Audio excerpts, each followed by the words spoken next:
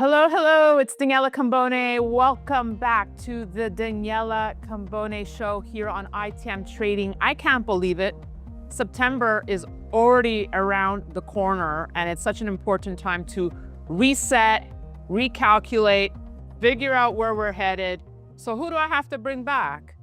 Gerald Celente, the greatest forecaster of all time, editor of the Trends Journal, and my good friend. Gerald, always good to see you. Oh, it's always great being Happy on. end of summer days. Yeah, well, it's summertime and the living is easy. Not so easy. Yeah, not for a lot of people. And yeah, it's an interesting time, by the way. August is a very funny month for the markets, and people are in a holiday state of mind, and a lot of people aren't playing the markets as much as they usually do.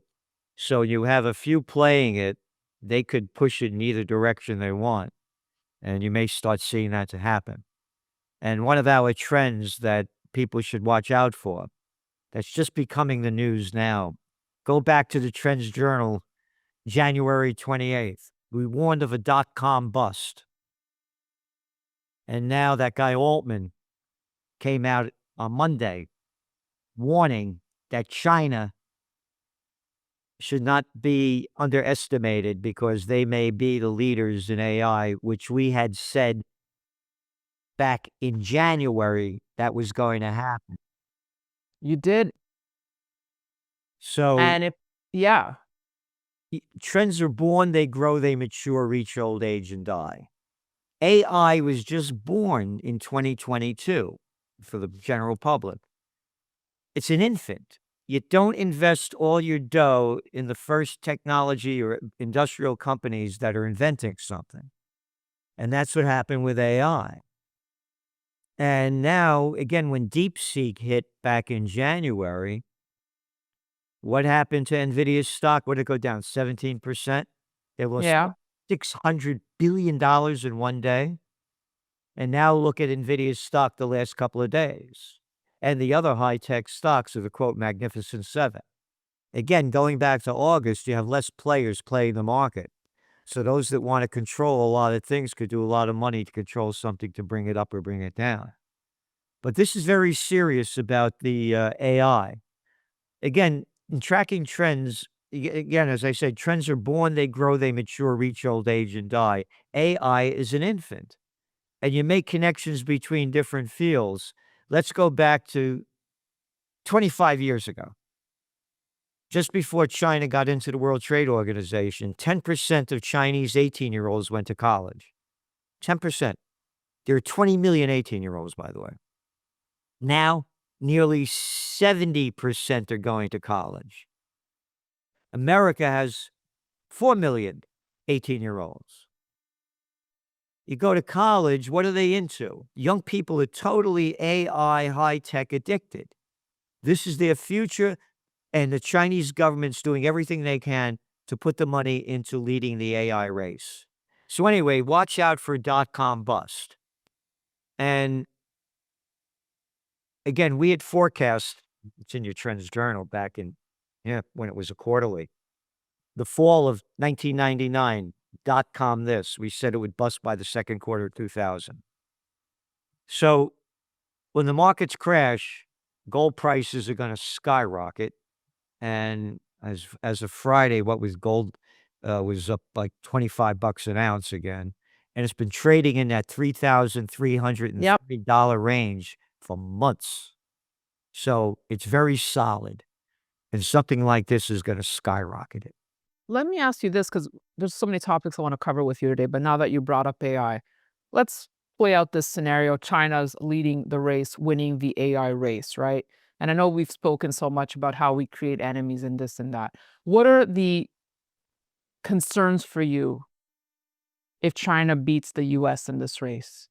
Well, I'm concerned about the markets crashing because Okay. go back again when the dot-com crash happened, the NASDAQ went down almost 80%. And one of my sayings is when all else fails, they take it to war. Little Uh-huh. Georgie Bush, a little boy of nothing, little daddy's boy, born on third base and thought he had a home run. That was the clown boy playing president back then. His ratings were going in the toilet. We were in a recession. All of a sudden, 9/11. Everybody forgot about the dot-com bust. Oh, then they created the fake real estate market and the derivatives thing that brought back the panic of '08 later on. Again, one of my sayings is when all else fails, they take it to war. That's my concern. On that note, we had a very important news item that I wanted to address with you. President Trump meeting with Russian President Putin. There's talks that we're moving towards a summit of some sort. This is the cover. Gerald. This is your cover of your Trends Journal back in 2014. You see how happy that guy looks? Yeah. It's the United States overthrow of the democratically elected government of Viktor Yanukovych in Ukraine. An article written by Dr. Paul Craig Roberts, former Assistant Treasury Secretary under Ronald Reagan. You ready? Washington is driving the world to the final war. I'm just going to read a little piece of this. Washington concluded that Russia needed to be confronted with or distracted by problems that will leave the Russian government less confident or able to counter Washington's aggression elsewhere. Ukraine presented the perfect opportunity for Washington to advance its hegemonic agenda. In a speech at the National Press Club last December, which means December 2013, and people could Google it up, Assistant Secretary of State Victoria Nuland boasted that Washington had invested $5 billion in non-governmental organizations, NGOs, in Ukraine for the purpose to teach democracy. We overthrew the government. She's caught on the phone speaking to the United States ambassador to Ukraine at the time, Jeffrey Pyatt. She says, F you to the UK. We're putting Yatsen. Guy's name was Yatsenyuk, a little boy of nothing, to replace Yanukovych so that they overthrew the government. They have no idea, the people, how when they overthrew the government, the people in the Donbass region were Russians, a part of Ukraine. They were forcing the people to speak Ukrainian. They killed over 15,000 people in the Donbass region. People have no idea about this.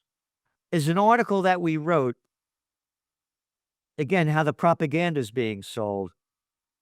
You see this? It's the Sochi Olympics. Yeah. Weeks before the United States overthrew the government, and just about going through the whole story, under this, leading up to the Sochi Olympics, media and government officials warned of looming terror attacks, hotels in disrepair, filth, yellow drinking water, and homophobes everywhere. The propaganda campaign primed Americans to view Russia unfavorably. That was in the lead up to the war. So to get you to hate the Russians, and then they overthrew the government. So going back to where we are now, there's no way that we said this before they started talking about the so-called summit. Yeah. That Russia's going to give back the land they've gotten, and they've taken about 20%. And it's mostly Russian people living there. They're not going to give it back. And we also said this is just more BS, because let's go back to when Trump was talking about making a nuclear deal with Iran. Week after week after week, they kept saying, we're getting closer to a deal, closer to a deal. And what happens? Bombs away over Iran. As they're talking about making a peace deal. So this is just talk. Empty talk. Nothing. So you think nothing will come? Nothing will change? No, something could change. All of a sudden, there could be a false flag event. The Russians bombed a nuclear power plant. They'll do something to get the people behind it, just like 9/11. We're going to get that guy Osama bin Laden, dead or alive. Those are his quotes. 90% of the people believe that crap and supported the Afghan war, which is only the longest war in American history, another losing war. Who's controlling the strings though, Gerald? Is it the US government or is Putin really the mastermind? We're gonna get right back to the interview, but first, here's an important question to ask yourself. When the next financial crisis hits, how well are you prepared and how diversified are you? My goal is to help educate you and prepare you for what's coming up. I've been covering this market for over 2 decades, and what I'm seeing now is something that is completely unprecedented. We're entering a phase where timely decisions aren't optional, they're essential. So if you want a playbook to make powerful decisions, click below and download our free guide called the Private Wealth Playbook. It's about using gold and silver strategically for the highest levels of protection, privacy, and performance. This is a data-backed guide which will help speed up your understanding and get you right in position quickly. Most importantly, it's set up to position you for long-term wealth and financial security. So if you want to stop second-guessing the economy and take control of your wealth, go to DannyReport.com or click on the link below and download the Private Wealth Playbook right now. Putin's doing what he wants. And again, as much as I can't stand what Trump is doing, I'll put this go back. If Trump was president when this happened back in the war began on February 24th, 2022. Yeah. There was a peace deal that was being made. And Well, that's what Putin said. Had Trump been in office, this would not have happened. I agree with it. Whether Biden sent almost, depending on whose numbers you look at, between $200 to $350 billion of our money to keep this war going. Again, I have peace rallies every year. We're having one, by the way, in September up here in Kingston, New York, on the Four Corners of Freedom, Crown and John Street. And so far, Judge Napolitano and Scott Ritter will be speakers. Others will be announced. But I read George Washington's farewell address. This is a real man that fought. And he says we should not become involved in this stuff overseas. It's been going on for centuries. I mean, what was Ukraine part of Russia for 300 and something years? Until Khrushchev became the head of the Soviet Union and he was Ukrainian and said, okay, now it's another country. Again, it's not my business as an American. But it's the business of the military-industrial complex. And again, that's what you have to look at. Look what's going on in Europe now. Germany, been in a recession for 2 years, going into their third. Where are the great leaders? Exactly. Borrowing $1 trillion to build up their defense. Oh, and their infrastructure, excuse me. They're crazy people. They're running the show. That's all it is. Is that on your trend watch, Gerald? Europe falling apart? Europe, yeah. Again, look at oil prices. Well, you got Brent crude selling now about $66 a barrel for Brent. More supply than demand. There's a global slowdown going on. And it's just going to keep getting worse. And again, going back to gold, everybody's waiting to hear what Powell has to say. What was Mickey Mouse got to say? Trump forced Powell to lower interest rates in 2018. The facts are there. The United States had the Dow is the worst December in 2018 for the Dow since the Great Depression. He forced Powell to lower interest rates. January came, he lowered interest rates. Okay. The lower interest rates go, the deeper the dollar falls. The dollar is in decline now. The death of the dollar is begun. The lower interest rates fall, the deeper the dollar falls.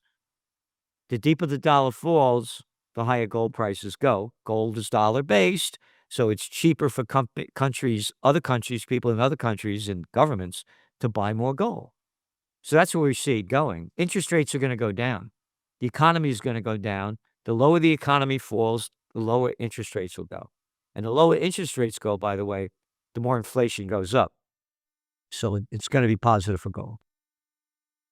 On that note, we are speaking ahead. This is being filmed ahead of the remarks from Powell at Jackson Hole. But Scott Bessent has said that they have gathered some great candidates to be the next Fed chair, and interviews will be underway in September. I mean, obviously, you're going to choose someone to push their mandate forward, hence your theory, Gerald. Let's go back to the facts. Who was the former U.S. Treasury Secretary under Biden. Janet Yellen. Our friend Yellen, yes. You know, always we say Miss Fatcha Brute. But anyway, the We won't translate that part. what was her last job? Head of the Federal Reserve. Yeah. All right. George Carlin, a great guy, great comedian, used to say, it's one big club and you ain't in it. It's the same team.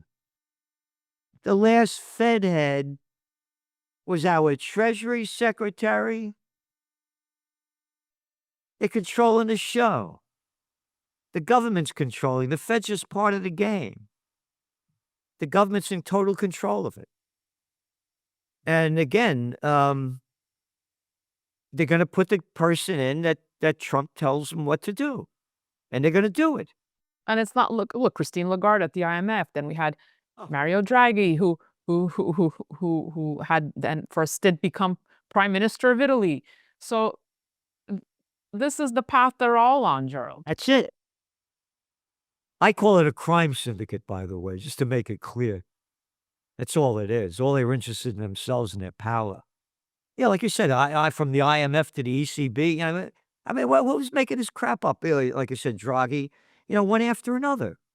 And so, yeah, they're going to put in who they want, and they're going to bring down interest rates. Trump is only concerned about building up the economy. He's invested heavily into it, and that's his bottom line. He did it before; he'll do it again. I just had an incredible guest on, who mentions you in the podcast. I can't wait for it. It's an expose and will come out next Wednesday. He's basically exposed, and he's a brilliant man, real estate developer, statistical genius, who's basically exposed property fraud that's actually unconstitutional, that the property taxes that we're paying. And basically, the debt owed by the school districts that's building up, has the possibility to bring down the entire financial system. He cites you and Frank Giustra, saying it's exactly as Mr. Gerald Celente has painted, but worse. And I'm gonna share that link with you and Please. his work. But if you see the numbers, Gerald, it will blow your mind. I mean, he says it will make 2008 look like a walk in Central Park. Oh, yeah. Again, everybody, let's go back to 2008. I thought the markets would crash again in 2012. They didn't teach me about zero interest rate policy or a thing called quantitative easing in Economics 101 or graduate school. They made up this crap. Artificially propped up the markets. Oh, what did the Federal Reserve do? They dumped in what? $29 trillion to bail out the banks, the bandits that caused it? Oh, not my numbers. Those are the numbers from Bard College, the Levy Institute at Bard College. Now let's go forward. Let's go back to 2020. Trump on Black Friday, March 13th, 2020, locked down the nation, state of emergency, to fight the COVID war. What did they do? Brought interest rates down. I thought everything would crash.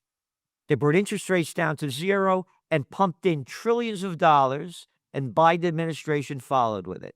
But not only here, all over the world. More fake money, backed by nothing and printed on nothing. Talking about the debt levels? Exploded. According to the numbers, and some people are saying that the debt level isn't 37 trillion. Yeah. It's more like over 200 trillion when you put all the other debt into it, government debt, Social Security, on and on. There's no way in the world they're going to be able to pay this off. Impossible. Yep. So here's what I think they're going to do. Central bank digital currency. Let's go back. Again, like it, don't like it, want it, hate it.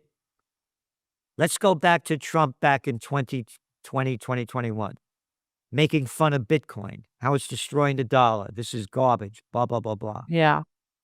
Then what happens? He runs for president, gets over $100 million from the crypto people, the big crypto people. He gets elected, tens of millions of dollars from them from his inauguration. All of a sudden, the price of crypto doubles over a couple of months. Hit up what? Almost over $120,000 a coin. Now it's backed off, but it's still almost double what it was. His family's invested in it. He's invested in it. His members of his political team are invested in it. Their kids are invested in it. His friends are invested in it.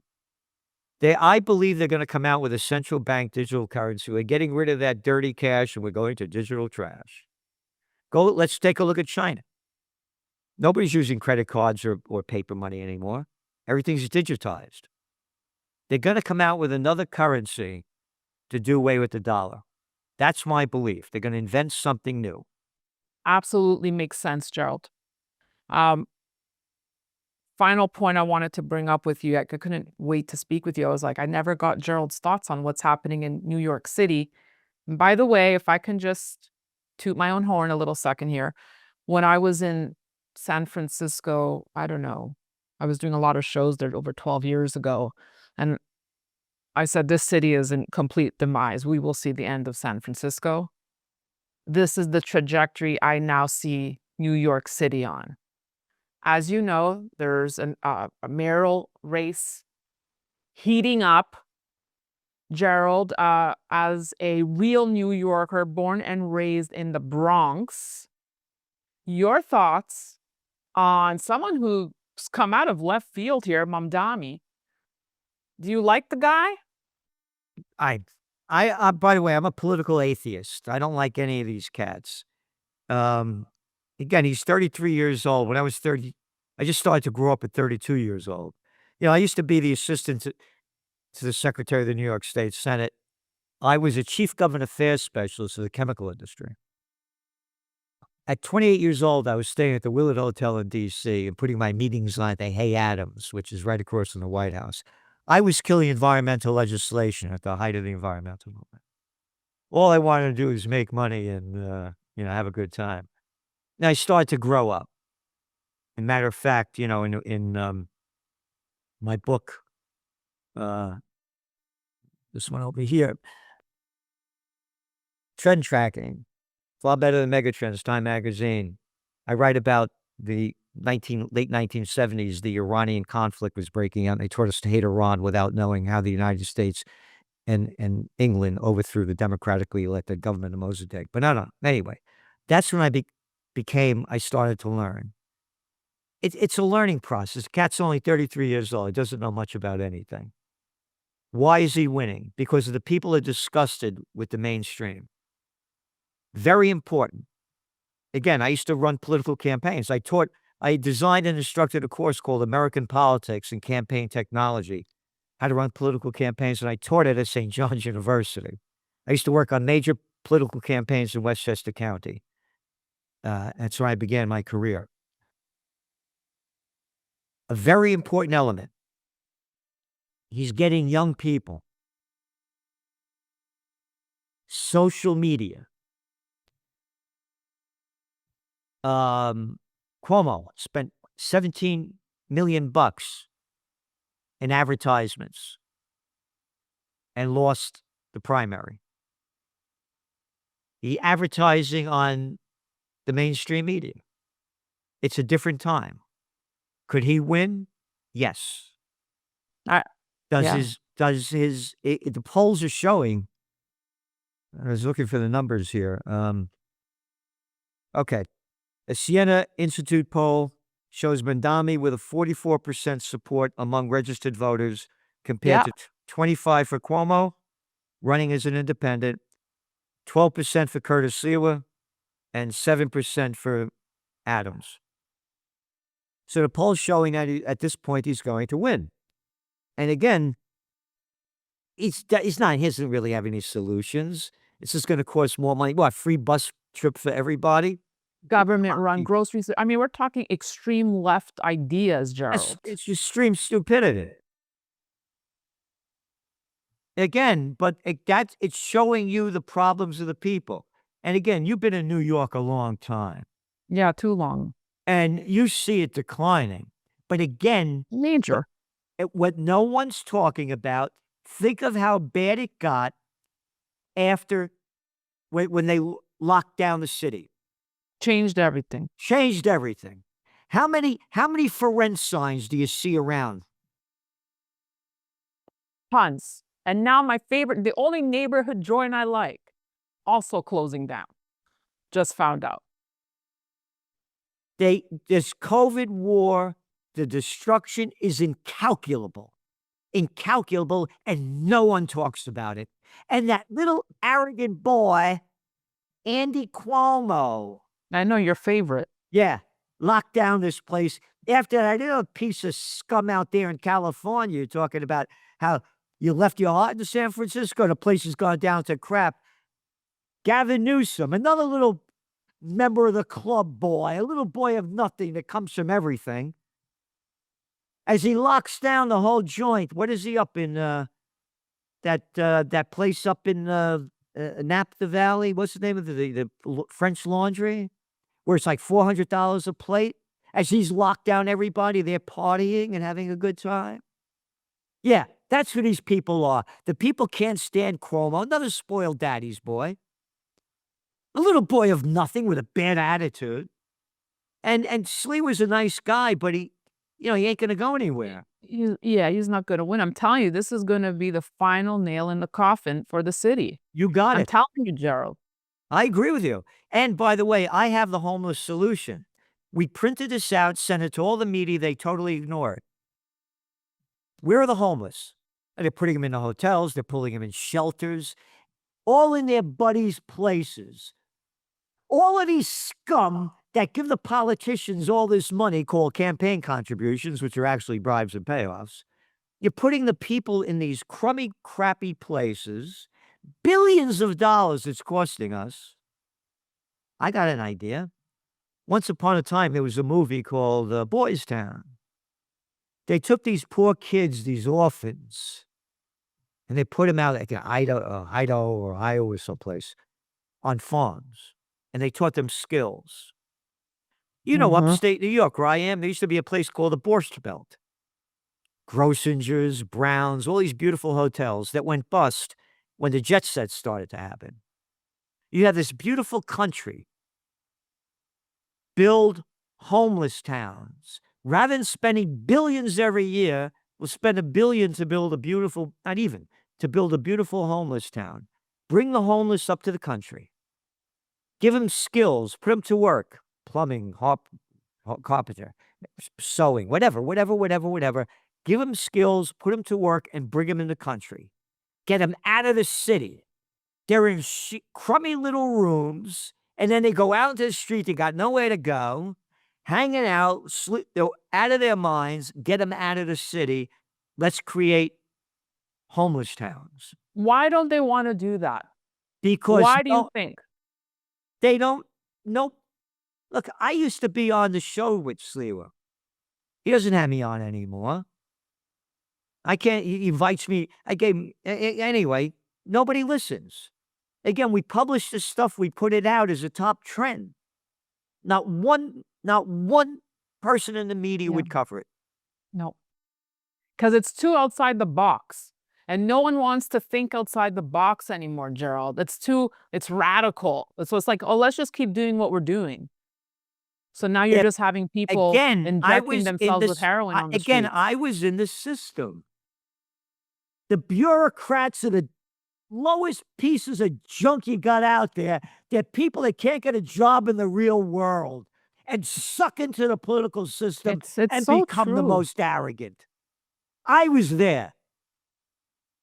Gerald, and the politicians are the it's guys. so true. It's so true what you're saying. It's mind-boggling. It's mind-boggling. I'll share a story. The other day, I had to call to get a copy of one of my son's birth certificates. It was the most painful experience. I couldn't believe how the person on the other end of the phone could not understand the most basic of information. And I'm wondering, where are they getting the people that work in these government positions? I'm telling you. I'm telling you, they're the people that suck up into the political system. Again, I was I quit when I quit the Senate, nobody could believe it. My best buddy, Brian Donahue, his wife became the lieutenant governor of the Pataki. I wasn't going to bow down and suck up to get my way up to the top. You know, when I was a little kid, man, my mother, may she rest in peace, something would happen and she'd say to me, I hate cowards. I didn't know what the word meant. I heard my mother say that maybe a dozen times as I'm growing up, I hate cowards. All right? That's the way I grew up. You don't, my father, I get in a fight with him, you say, little SOB, you think I'm telling you what I'm telling you because I want you to be like me? I want you to become yourself. And that's what people lost. They're still in kindergarten. They're still taking orders from their teacher. Time to take a nap. I'm not tired. Time to take a nap. I take a nap every day. I'm not tired. It's time to take a nap. All right? That's how they brainwash you from the beginning. And that's why I ran away in kindergarten and crossed the Boston Post Road at 4.5 years old. Of course you did. I didn't want to take a And nap. I'm telling you, the people we need a third party in this country. We got to break out from the crime syndicate that's running the show. well, that's what Elon Musk says, right? Yeah, He but now he's tried. changing his mind on that, I heard. Because I want Judge Napolitano to run for president. Nobody knows the Constitution and Bill of Rights more than him. And that's what we have to bring back, the two things that have been stolen from us. Life, liberty, and the pursuit of happiness. Happiness is a dirty word. You're not allowed to talk about it. Remember the COVID war? Be happy. Well, on that note, it's always great catching up with you, Gerald. I'll bring you on soon and we'll just keep chugging along and see what happens. Again, here's my suggestion to people. Yeah. Get in the best shape you can, physically, emotionally, and spiritually. And do something positive every day in any way you can for anybody that you can. That's, I, Let that's, me just ask you this, Gerald, because I know you really are a big advocate for health and you really watch what you eat. How do you deal with all this information that's on social media? Like, don't have seed oils, don't eat this, eat more beets. I mean, how do you manage that for yourself? one of the books, first book I worked on. Uh-huh. This is in Right. this is in the 1980s when people weren't even talking about this.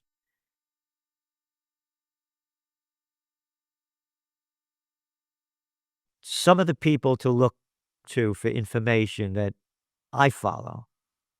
One is Dr. Joseph Mercola, and another one is Gary Null. And again, what I do is